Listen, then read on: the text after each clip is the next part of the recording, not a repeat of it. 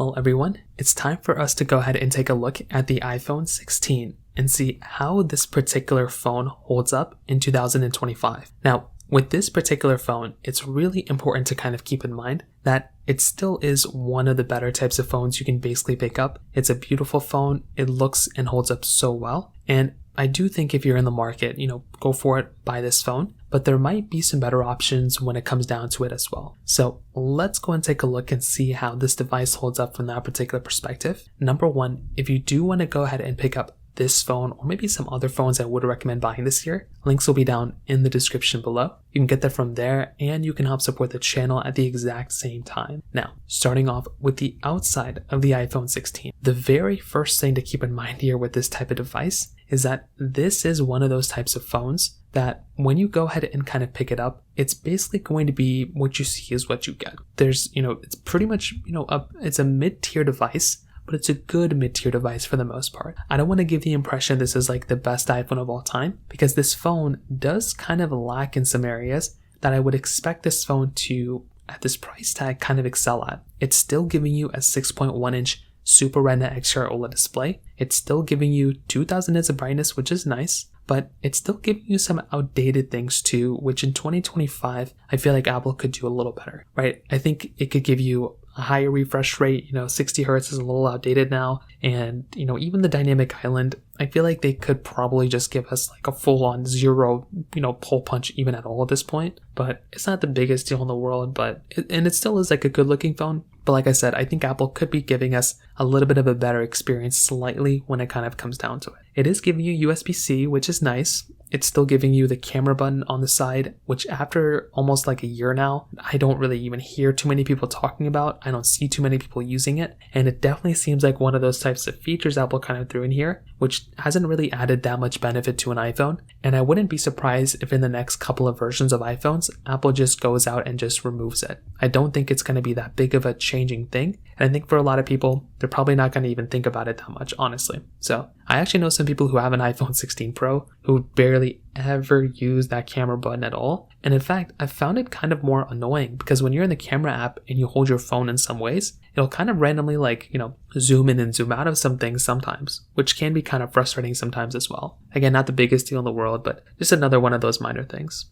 Now, on top of that, when you look at something like an iPhone 16 Pro, or iPhone 16 in this case, on the back side, you're still getting your frosted glass back, which still looks good. I think it's a good looking back for the most part. You're getting your MagSafe capability, which is nice. You're still getting your camera setup too. You're getting a dual camera setup, which again is very nice to have, but it's not the best, but it's good enough.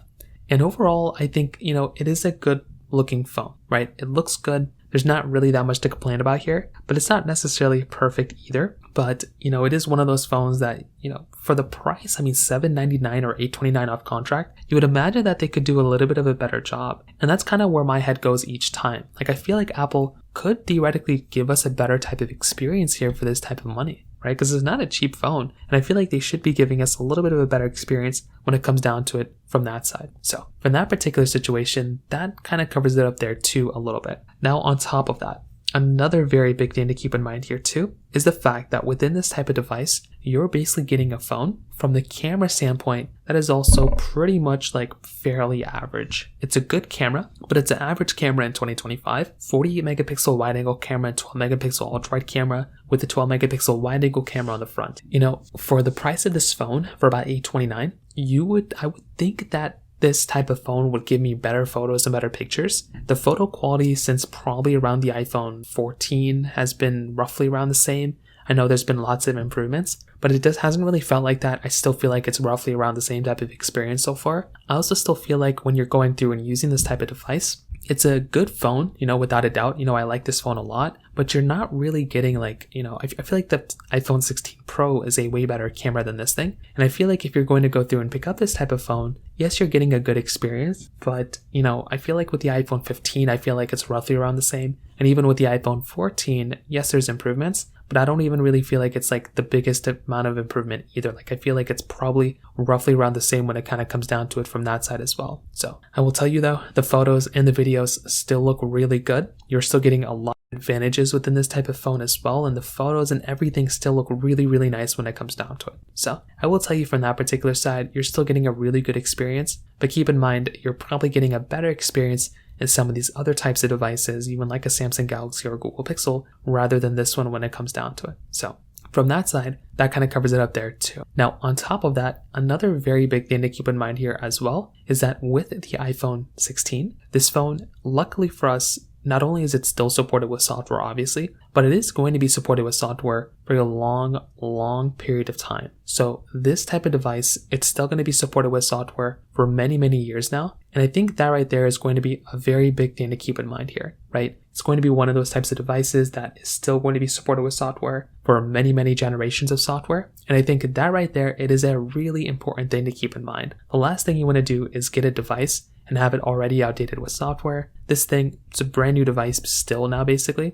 So you're not really going to be, missing out on anything when you're going through and getting this device when it comes down to it. So in terms of that kind of covers it up there. The battery life is still also pretty good. It's giving you a 3,561 milliamp-hour battery. So I feel like from that side, this type of battery is still giving you a good experience. But again, it's not really going to be giving you the greatest type of experience. It's still going to be a little outdated. But, that right there, it is going to be one of those types of issues that you might run into because it is giving you a little bit of an outdated type of experience.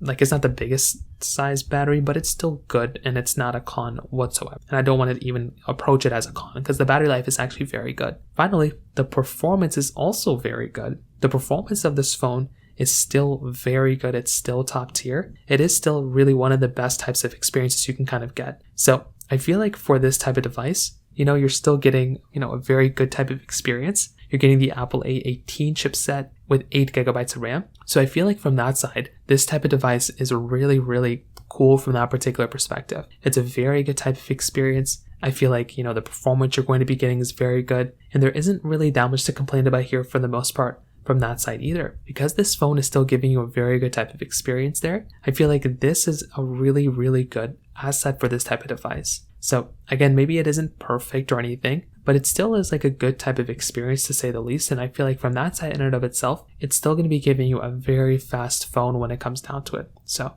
overall, what I can definitely tell you, in my personal opinion, this is still a really, really good option. It still is one of those types of phones that you can buy, and it is going to be like a very beautiful phone. It's going to perform very well, and there's not really that much to hate on here. But with that being said, there probably are going to be some types of devices that might be better than this one. I feel like an iPhone 16 Pro is going to be better than this. I feel like an iPhone 15 Pro is going to be probably better than this device too. And that's just kind of how I feel about it. Like I feel like there's better devices out there than these ones. And that's just kind of what it ends up happening. And I feel like it makes more sense to go through and buy one of those types of devices rather than this one. So in my personal opinion, although it's not the biggest deal in the world, that is going to be one of those types of things that you're going to run into here when it comes down to here. So that's the way I see it. It still is a really good phone, but there might be some better options when it kind of comes down to it. So from that side, that kind of covers it up there. If you have any other thoughts or questions, please let me know in the comment section below. Hit the like button, that would mean so much, but definitely hit that subscribe button. More importantly than everything else, I love every single one of you guys. Hopefully I'll catch you guys in the next video. Peace out till then.